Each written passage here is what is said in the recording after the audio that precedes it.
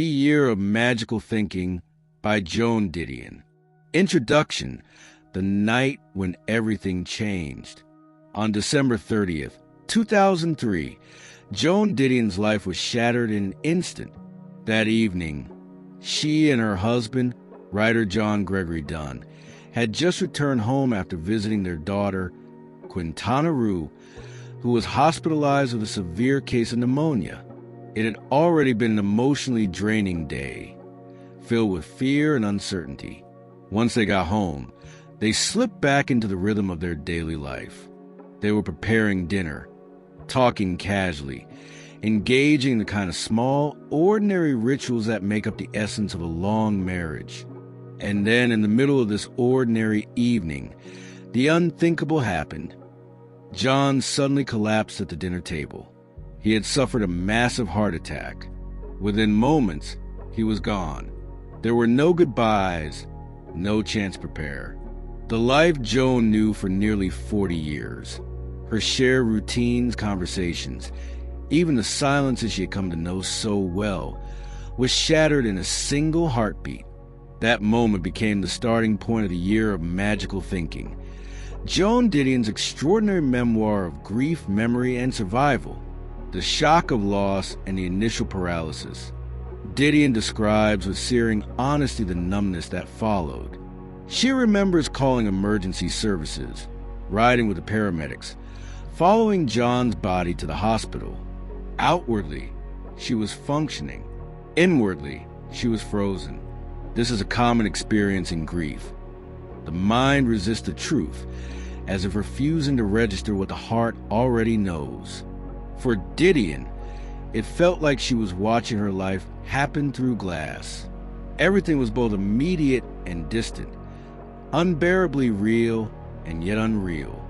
To make matters worse, her daughter remained in critical condition in the hospital. Joan was caught between two devastating realities: mourning the sudden death of her husband and clinging to hope for her daughter's survival. This overwhelming tension left her disoriented, suspended in a world that no longer made sense. Magical thinking, the refusal to let go. It was in this state of mind that Didion began to notice what she later called magical thinking. For instance, she couldn't bring herself to give away John's shoes. The thought kept running through her mind: what if he comes back? He'll need them. This may sound irrational, but it captures the essence of grief. The mind desperately searches for loopholes in reality. By holding on to the shoes, to the clothes, to the smallest belongings, she was, in a sense, holding on to the possibility that her husband's absence was only temporary. She resisted throwing away his things, as if preserving them could somehow preserve him. Magical thinking is not about believing in miracles in a literal sense. It's about leaving the door open for the impossible, because closing it feels unbearable, between the pain of the present and the weight of memory. Throughout the book, Joan Didion moves back and forth between her painful present and her treasured past. She recalls their long marriage, their travels, the years spent in Malibu, and the intellectual companionship that defined their relationship. Both she and John were writers, constantly sharing drafts, revising each other's work, discussing ideas late into the night.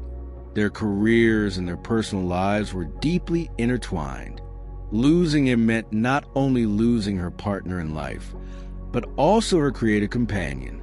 Passing by his writing desk became a piercing reminder of absence. What used to be a space of shared energy and conversation was now silence. Each memory became a paradox, a source of comfort, but also a sharp reminder of what could never return. Grief as a nonlinear process. One of the strongest themes in the memoir is Didion's dismantling of the myth that grief follows a neat, predictable path. She makes it clear, grief is not linear. There are no tidy stages that lead from denial to acceptance. Instead, it's chaotic. One day she could manage her pain with a sense of strength. The next, she would find herself overwhelmed by sorrow as raw as the first day. This truth makes Didion's account deeply relatable. In a culture that often pressures people to move on quickly, she shows a reality. Grief ebbs and flows, circling back, catching us off guard, reshaping itself over and over. The roll of time. Over the course of that first year, Didion began to notice small, almost imperceptible shifts. Time did not heal her pain in the way people like to promise.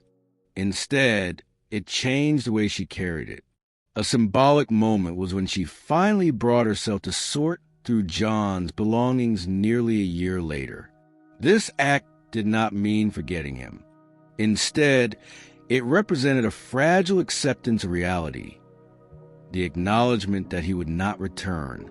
Time, for Didion, was not about erasing the past, but about finding new ways to live with it. The grief remained, but its edges became less jagged. The fragility of life.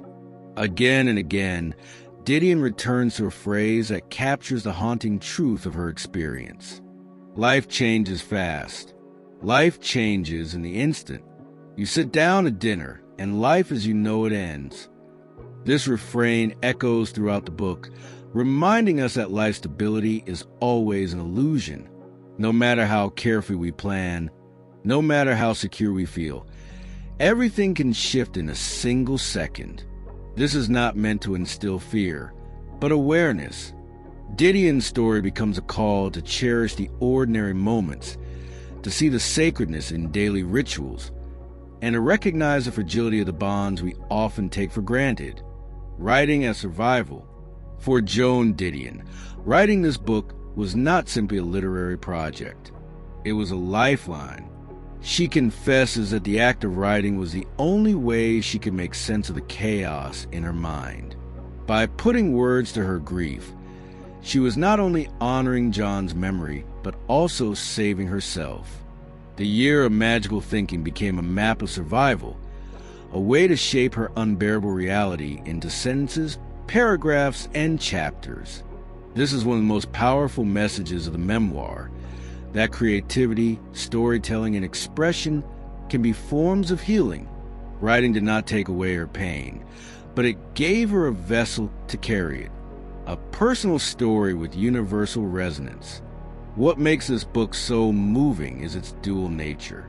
On one hand, it is intensely personal, the raw testimony of a woman mourning her husband.